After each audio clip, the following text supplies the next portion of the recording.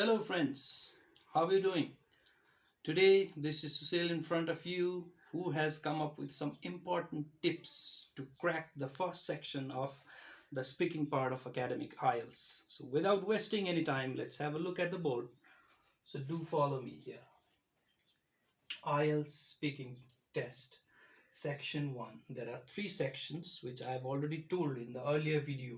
I have already given you the overview of the speaking test, and here particularly we're going to talk about section 1 only, just the first part, how it's done, how many questions are there, and what different kinds of questions are included. We'll be talking about that. So this first section will take 4 to 5 minutes of your time on the test day. So in this section, the examiner will be covering three topics. That means you'll get questions from three topics, three different topics, and from each topic you'll have to answer 3 to 4 questions. And we know the total duration is 11 to 14 minutes, isn't it? So out of this, 4 to 5 minutes is taken by the first section. So most probably after the introduction, the examiner will begin with this sort of questions. So at first, you'll just get inside the room with the examiner and you'll be told to introduce yourself, tell your full name, and show your identification. After that, so that introduction part has to be very short and simple. After that, examiner will just give you this kinds of questions, most probably in most of the cases. What you do, whether you study or whether you work, or what you are studying, where you are working, and 2 3 questions will be followed after each question.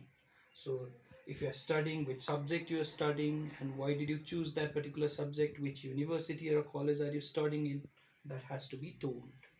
So you are likely to be asked about those kind of questions. Another is where you live, where you belong. That means you have to be talking about your hometown or where you are residing right now, and who you live there with, and what do people do there for making a living. So you have to talk about your place. You have to collect enough words or vocabs to explain about whatever is required in the answer or the response of this question. After that, this is the first two, and you might get questions from any of these given topics. Okay, you have to spend about 20 seconds of time for each question you get in this section from in this topic. But in the introduction part, you don't have to extend your answers. You have to keep it short and simple. Don't try to show off, or don't try to extend your answers. It's not necessary, but it's necessary to extend your answers a little bit to show your English skills a little bit here in this section. So one question is expected to cost you 20 seconds of time. You might have to speak about sports, the favorite sport you like. Okay, and it might be football or volleyball, and do you play such sport or not? Okay, and who is the favorite sports person of yours? So you'll be asked those kind of questions. Okay, if it's a football, which footballer do you like most, which team do you support? Okay, whichever team you say, that doesn't matter, the examiner doesn't really care, he'll just ask you. Another is you might have to talk about television, how often you love watching television at home, or do you even watch television or not, and what do you watch whenever you watch television. So what you have to do is you have to think of 5 6 questions, probable questions from each of this topic, and you have to answer yourself. Ask the question to yourself and answer, and just record the answer in your phone. Just grab your phone and then just make a record, and you can just listen to whatever you have spoken, and later on you can improve. You can spot the errors wherever you have made.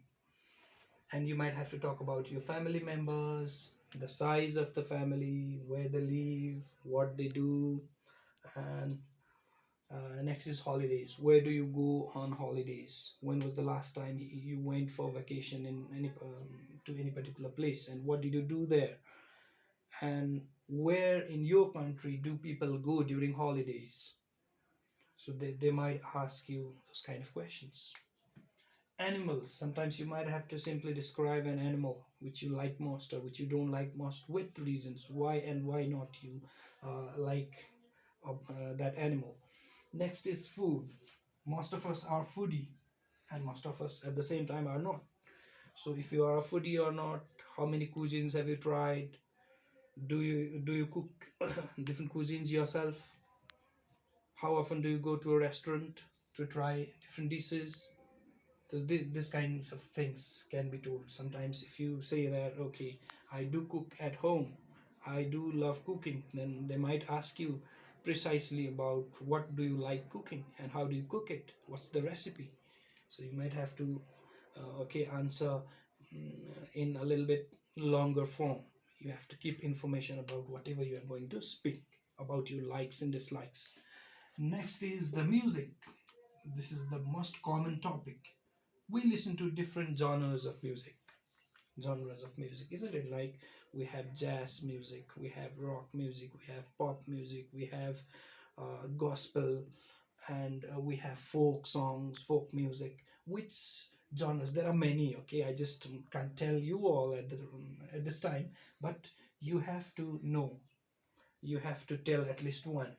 Okay, and who do you listen to in that particular genre? Who do you love to listen? Next is mobile phones, of course. People have become very fond of the smartphones, of the Android phones they have. So we call it a cell phone, we call it a smartphone, we call it just a phone these days. So you might have to talk about mobile phones as well. The good and bad things that mobile phone has provided you. Okay, you might have to talk about those kind of things. So there can be other topics as well in addition to this, but these are the basic things which you have to prepare on. So if you speak to yourself, the only way to excel is to speak to yourself, to try to speak, to try to get better, to try to look for words so that you can speak fluently and accurately in front of the examiner on the test day. Today it seemed a little longer.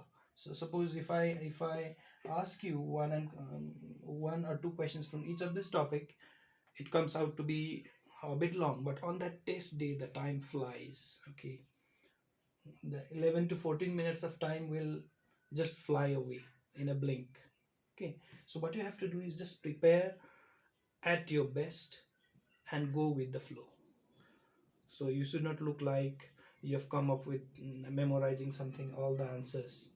Okay, because the examiner will immediately notice if you are telling it naturally or if you have marked all up for that particular day. So remember, don't forget one thing here, I've written it. Arrive the exam center a little early that day on the exam day, which will be taken prior to or later than the other tests. Okay, what you have to do is arrive the exam center a little early, not very much early, a little early, and relax and make yourself comfortable and read some English magazines or listen to the recorded audio to psych yourself up. So I've used one phrase here. Psych up means to prepare yourself mentally for that particular test. Okay, so if you just read the English magazines that day and listen to the recorded English audio, then that'll give a kind of mental preparation for you, and that'll give a kind of ambience for you to speak better. Okay, before the uh, test actually begins, you'll already be comfortable with all these kinds of things. Okay, hope this information, these tips were helpful for you all out there. So prepare accordingly. See you later. Subscribe my channel. All the best.